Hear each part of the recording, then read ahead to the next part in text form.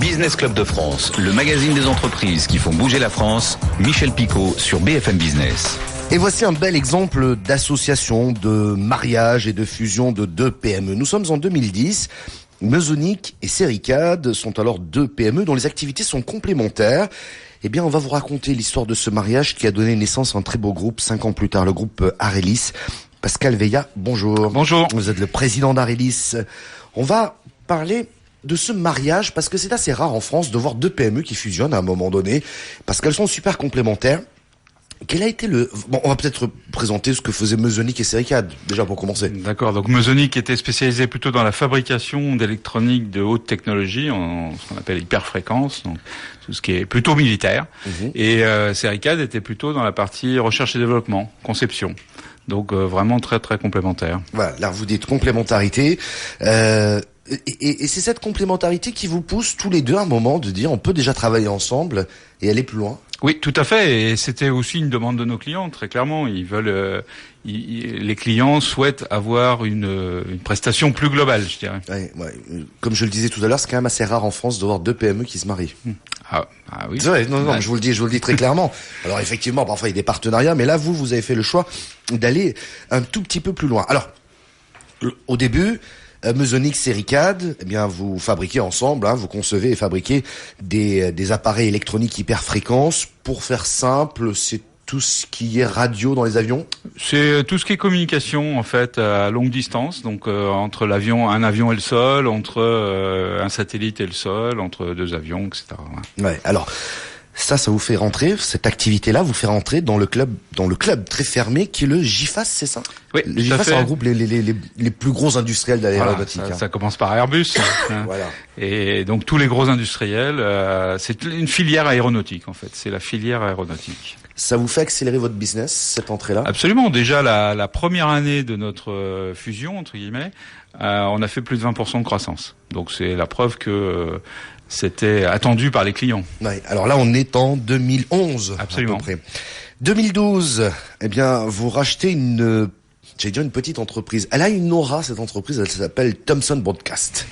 De mémoire, vous la rachetez, elle est au bord de la faillite. Et à la barre du tribunal. À la barre du tribunal. Vous levez des fonds même pour vous faire cette acquisition. Absolument, juste avant, oui. Est-ce que c'était pas un peu osé à l'époque de prendre cette entreprise? Vous étiez juste un tout petit groupe de deux PME, c'était osé, non? Ah oui, complètement. Tout le monde a eu peur pour moi, on va dire, à ce moment-là. Non, on a pris beaucoup de risques, évidemment. Ouais. Et Thomson Broadcast, plus Sericad, plus Meusonic, plus d'autres acquisitions qui sont venues entre-temps, eh bien, vous avez décidé de rebaptiser le groupe quelques années plus tard Arelis. Ça chapeaute l'ensemble.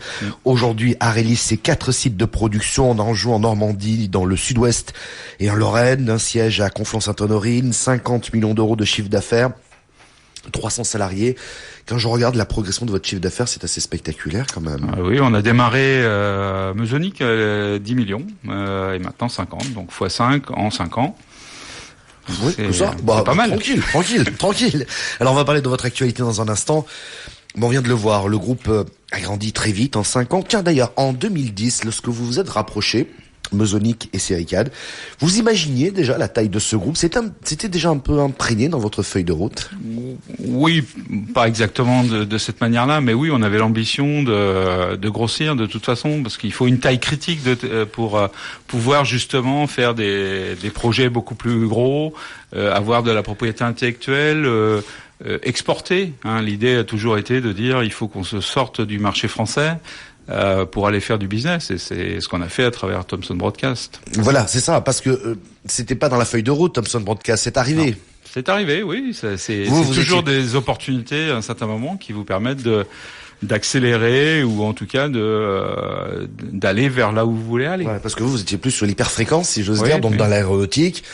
Thomson Broadcast, on en parlera tout à l'heure dans le détail, mais fabrique des émetteurs de télévision et de radio. Et de radio. Donc c'est plus destiné, pas grand public, mais enfin le grand public, d'une manière ou d'une autre, entend du Thomson Broadcast en écoutant une des stations de radio ou de télévision.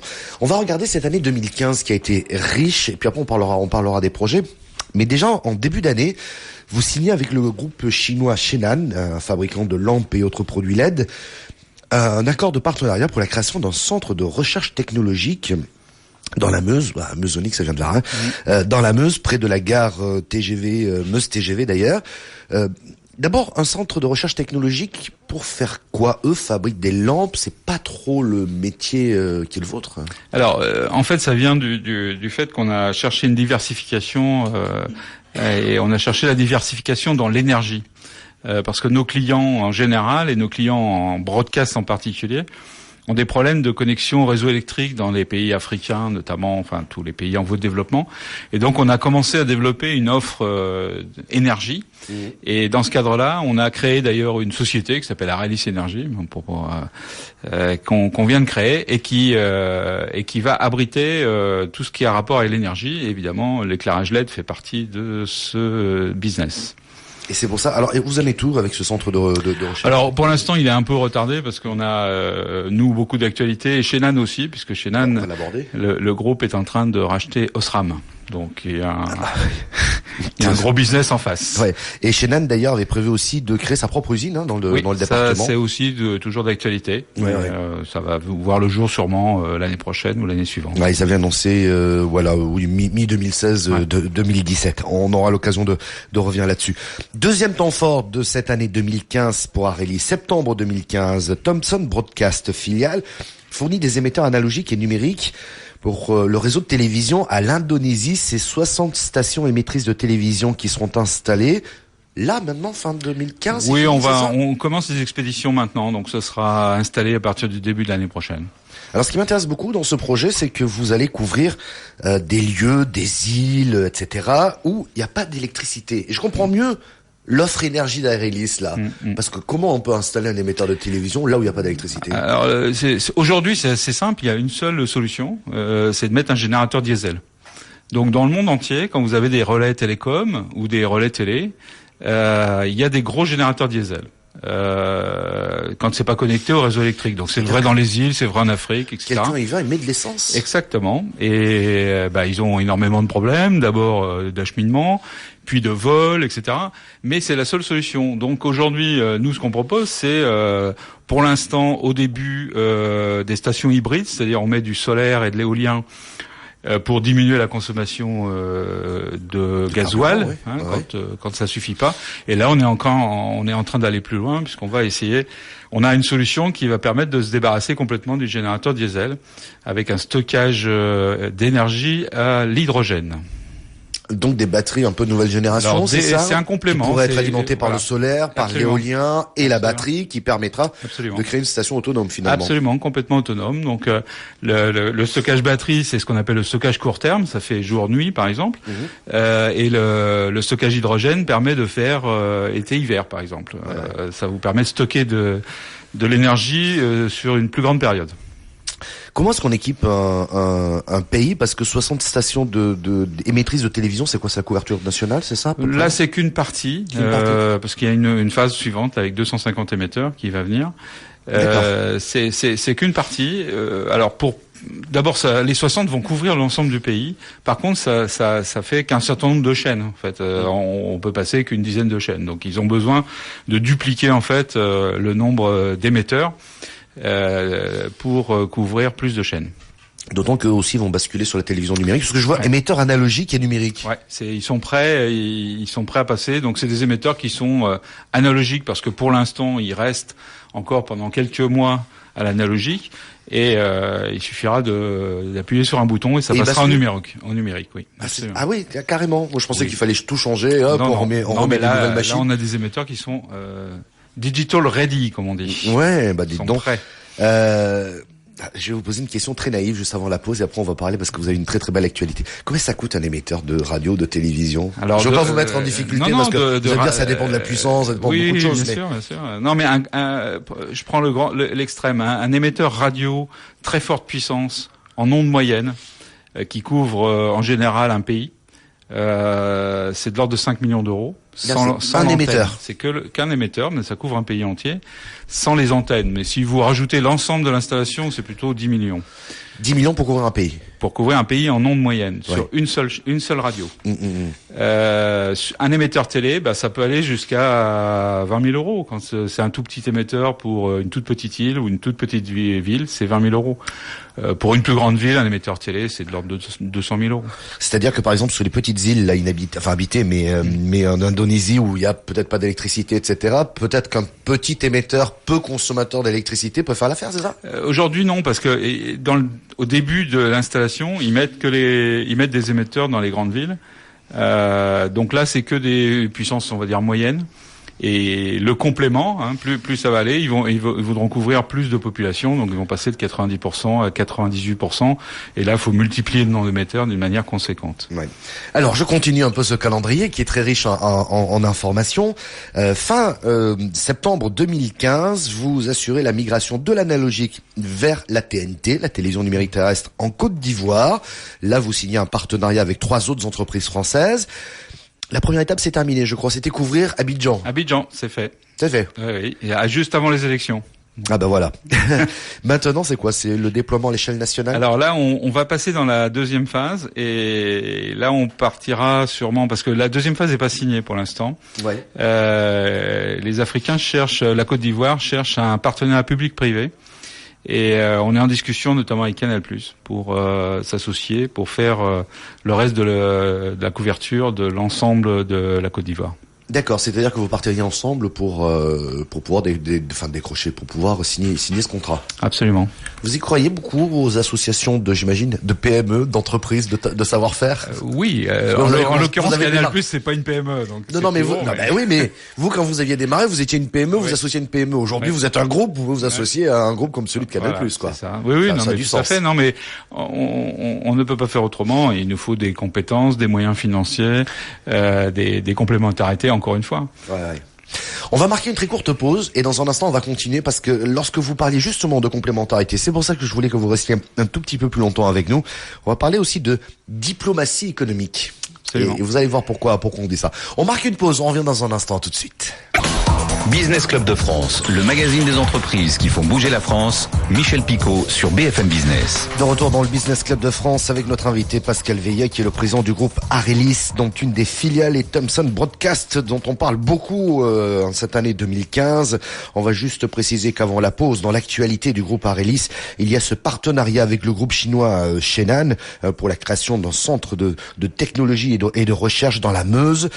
On a parlé aussi d'installation d'émetteurs un peu partout dans le monde, mais ça c'est la filiale Thomson Broadcast, notamment en Indonésie. On a parlé de la Côte d'Ivoire. On va parler un petit peu de radio avec le Maroc. Pascal Veillat, parce que là aussi c'est une annonce octobre 2015. Vous signez donc un accord avec la Société nationale de radiodiffusion et de télévision marocaine pour la fourniture d'un système complet clé en main de transmission radio en ondes moyennes numériques. C'est ça. C'est deux gros émetteurs ondes moyennes qui couvrent l'ensemble du pays sur une station de radio. Avec 2 émetteurs, un en complément du second en cas de panne. Donc ça c'est on a signé ce contrat et on va l'installer en tout début d'année prochaine. On va livrer cette année et l'installer l'année prochaine. Ouais, alors c'est la deuxième fois que vous travaillez pour la Société nationale de radiodiffusion et de télévision marocaine. Et là vous installez un émetteur onde moyenne digitale. Absolument. DRM, c'est capable de diffuser des émissions en radio numérique. Oui. Ce qui aujourd'hui est pas très courant puisqu'il n'y a pas encore de récepteur, il n'y a pas de poste radio DRM ou radio numérique. Donc ça viendra. En tout cas, les émetteurs eux sont prêts. Oui, c'est ça qui est curieux. D'ailleurs, petite parenthèse, en France, on a la RNT, qui est la radio numérique, mais qui n'est pas diffusée sur les grandes ondes, enfin sur les ondes moyennes. Tiens, d'ailleurs, pour les ondes moyennes, en France, on les a laissés complètement tomber, on s'intéresse plus à ça. Il y a encore 2 ou 3 émetteurs, vous avez... analogique, qui crachouille, comme on dit souvent. C'est ça, c'est Europe 1 et Radio France, qui ont encore des émetteurs. Ouais, mais enfin bon, mais peut-être que la numérisation de ces ondes-là permettrait effectivement une exploitation nouvelle de fréquences. Absolument, parce que et des business nouveaux pour vous. contrairement à la FM, ça permet de couvrir un pays. Vous n'avez pas de rupture quand vous, par exemple, vous sillonnez un pays par l'autoroute, vous êtes couvert toujours par le même émetteur. Alors qu'à FM, vous changez d'émetteur à chaque fois. Et puis c'est un moyen assez simple et peu onéreux en fait de diffuser de la radio sur un pays entier. Donc beaucoup de pays qui sont encore en voie de développement utilisent ces moyens-là plutôt que d'installer la FM. La FM, c'est très cher. Faut installer beaucoup d'émetteurs. Juste pour expliquer à nos auditeurs, la diffusion en FM est complexe dans le sens où la zone de couverture de l'émetteur est limitée. Là, on va dire, pour faire simple, à une trentaine de kilomètres. Ça dépend des lieux, vous me direz. Absolument. Mais à chaque fois, il faut tout réinstaller. Émetteur, pylône, et tout ce qui va avec. Absolument. Voilà. Et pour avoir un maillage national, ça vous donne un peu le nombre d'antennes qu'il faut déployer.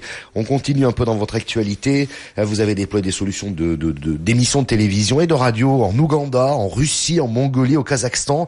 Et puis après, on va parler du Cap-Vert. Mais d'abord, moi, je me dis, vous rachetez cette entreprise à la barre du tribunal en 2012 et aujourd'hui, vous avez une stratégie mondiale remarquable. Qu'est-ce qui s'est passé? Alors c'est une société qui faisait à peu près une dizaine de millions dans les 4-5 années précédentes. Qu'on a porté à 30 millions, donc on a multiplié par 3 le chiffre d'affaires. Donc on a revitalisé en fait tout le réseau commercial qui se fait à travers des commerciaux basés en France en général, mais avec des agents dans tous les pays. On a réduit le coût des produits pour être compétitif. Voilà, donc on a fait tout un travail pour à la fois donc refaire un certain nombre de produits, reconcevoir un certain nombre de produits, les produire moins cher, être plus compétitif et plus agressif commercialement et redynamiser le réseau commercial. Vous les produisez en France toujours? Absolument. Ouais. Elle a une très belle image cette société Thomson Broadcast, mais le fait qu'elle a failli déposer son bilan en 2012 au moment où vous la reprenez, ça a écorné un petit peu son image, ou il y a toujours cette dynamique autour de Thomson Broadcast? En fait, comme on le disait tout à l'heure, on travaille pas en France, on travaille qu'à l'étranger, et en fait l'image est toujours excellente. Déjà du groupe Thomson et de la marque, en fait, la marque a une image énorme. Et en fait, en 2012, quand je commençais à faire des présentations clients, je disais en anglais Thomson is back, c'est-à-dire Thomson revient. Et en fait, les clients me disaient mais pourquoi vous dites ça? Ils avaient pas suivi tout cet épisode franco-français de redressement judiciaire, etc. Pour eux, Thomson était toujours là. Donc en fait, non, absolument pas. On n'a pas du tout souffert de ces épisodes-là. Ouais, mais en tout cas, vous accélérez considérablement. Le dernier grand contrat en date, mais j'imagine qu'il y en a d'autres et vous allez nous les donner. Mais d'abord, j'aimerais qu'on s'arrête sur celui du Cap-Vert. Oui. Et là, vous dites que effectivement la diplomatie française vous a accompagné dans la concrétisation de ce projet. On va parler de cette diplomatie économique. D'abord, ce contrat, que prévoit-il? La couverture des îles de Alors, Cap-Vert? la couverture de l'ensemble des îles. Ouais. Donc, le Cap-Vert, c'est très étendu, c'est plus de 400 kilomètres. Beaucoup d'îles, de petits îlots. Et donc ça, c'est l'ensemble de la couverture en TNT, avec la capacité de mettre une trentaine de chaînes. D'accord. Donc là, ça rejoint ce qu'on disait tout à l'heure, des petites, peut-être des micro-stations de télévision, mais qui absolument. vont couvrir. Là, elles sont très petites. En l'occurrence, parce qu'il n'y a pas beaucoup de population, donc c'est des petits. Il faut couvrir des toutes petites îles avec quelques milliers de personnes. Donc c'est des petits émetteurs, mais il y en a un grand nombre.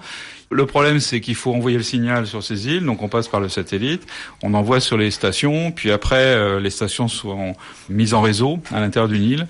Donc c'est un très très beau projet. Donc là on a finalisé le contrat et on va envoyer le matériel ou le plus gros du matériel avant la fin de cette année.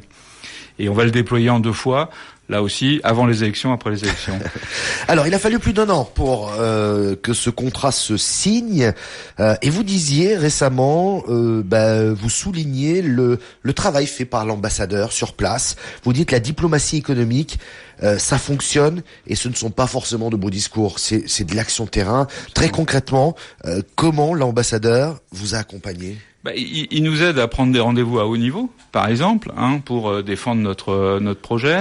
Il interface avec l'ensemble des autorités locales. Donc c'est dans ce sens-là qui nous aide. Ils font un super travail de relais vis-à-vis des clients potentiels.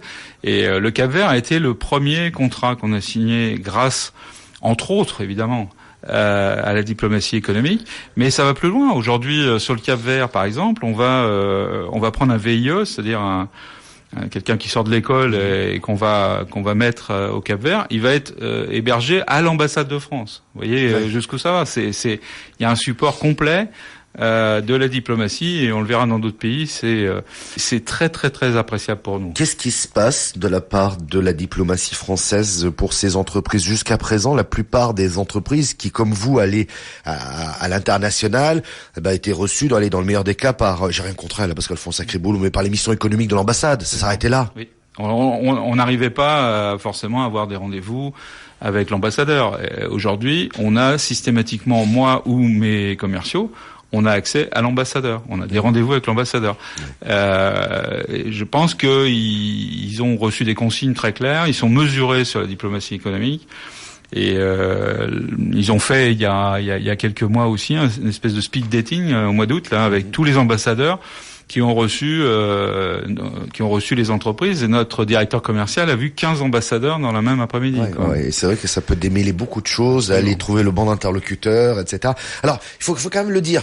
En France, on a été extrêmement frileux dans ce genre de choses, ce que vous appelez la diplomatie économique. On n'y est tellement pas allé qu'on a laissé la plupart de nos entreprises, passez-moi l'expression, se vautrer à l'international. C'est pas le cas aux États-Unis, parce que la diplomatie économique est une réalité. Ça existe aussi en Chine, ça existe dans pas mal de pays, notamment en Europe. L'Espagne aussi pousse pas mal à ce niveau-là. Ça veut pas dire que ça marche à tous les coups, c'est pas ça la question. Non, mais on fait maintenant ce que les autres faisaient depuis longtemps. Voilà, c'est ça. Et c'est un plus pour nous. Vous disiez même qu'au Cap-Vert, votre adversaire le plus coriace, c'était une société espagnole qui en a largement bénéficié. Oui, il nous reste quelques minutes, j'aimerais qu'on parle de vos projets à présent. Quelle est la feuille de route, d'autres marchés? Parce que on a vu cette année 2015 qui est très riche, mais j'imagine que 2016, c'est déjà sur de bonnes voies. Oui, aujourd'hui, on a d'abord potentiellement, mais il faut pas en parler trop vite, un gros contrat en Arabie Saoudite. Ouais. Donc on était là aussi avec la délégation française il y a quelques semaines à Riyad. Et dans les accords franco-saoudiens, potentiellement donc il y a le déploiement d'émetteurs radio pour tout couvrir tout le royaume de Saoudi, qui est un énorme projet sur lequel on travaille. Là aussi avec la diplomatie. Clairement, on en a parlé avec Laurent Fabius, on en a parlé. Manuel Valls était là-bas, son chef de cabinet nous a aidés. Donc vraiment, c'est dans le cadre d'accords bilatéraux en plus. Donc ça va normalement accélérer encore les choses. C'est 100% de votre chiffre qui est à l'international, il n'y a rien en France? Sur Thomson Broadcast, c'est quasiment rien. Il y a un tout petit peu pour les militaires français, la communication des sous-marins nucléaires, mais le reste est donc 90% est à l'export. Comment vous expliquez? En France, il y a peu de diffuseurs qui font. En France, il y a un diffuseur télé principal qui s'appelle TDF, et TDF est passé au numérique il y a comme on le sait, il y a une dizaine d'années, et TDF a pas pris d'émetteurs français, donc on n'est pas sur le marché français. D'accord. Non, mais c'est toujours un peu curieux quand on voit toute la dynamique que vous mettez à l'international, et après en France aussi, on est passé au numérique, et puis c'est quand même ces émetteurs, ça se change régulièrement, ça a une vie. D'autres projets qu'on pourrait souligner, mais je pense que c'est déjà. L'Afrique en général. La Côte d'Ivoire, c'est le Cap-Vert, l'Ouganda. L'Ouganda, il y a une suite. En fait, ce qu'il faut, c'est qu'on arrive à contrer les Chinois. Les Chinois, à travers une société notamment, sont en train de coloniser l'Afrique à partir de la télé. Alors, ils mettent l'infrastructure, puis ils amènent les contenus. Derrière. C'est plus simple. Et aujourd'hui, les Africains attendent ou seraient contents qu'il y ait une solution française qui voit le jour. Le problème, c'est qu'il faut les financements, parce qu'ils n'ont pas de financement. Donc c'est pour ça que l'association avec Canal+ pourrait nous amener à aller dans d'autres pays, en fait, et de faire un projet de diffuseur français en Afrique pour pouvoir continuer à à mettre du contenu français francophone en Afrique. D'autant que Canal+, via sa filiale Canal L'Horizon, si ma mémoire est bonne, est assez fortement implanté en Afrique et est connu par les pays africains. Merci beaucoup Pascal Veillard d'être venu nous rendre visite, président du groupe Arélis. Vous avez vu, on est parti de 2 PME en 2010, 5 ans plus tard, c'est un groupe, ça s'appelle le groupe Arélis, plus de 300 personnes et vous avez vu toute la dynamique qu'il y a dans cette entreprise. On va marquer une nouvelle pause. Nous revenons dans un instant avec le médiateur national interentreprise, Pierre Pelouzet. Et tout de suite. BFM Business, Weekend, NES, Weekend, NES, Weekend, NES, Weekend, NES, Weekend, NES, Weekend.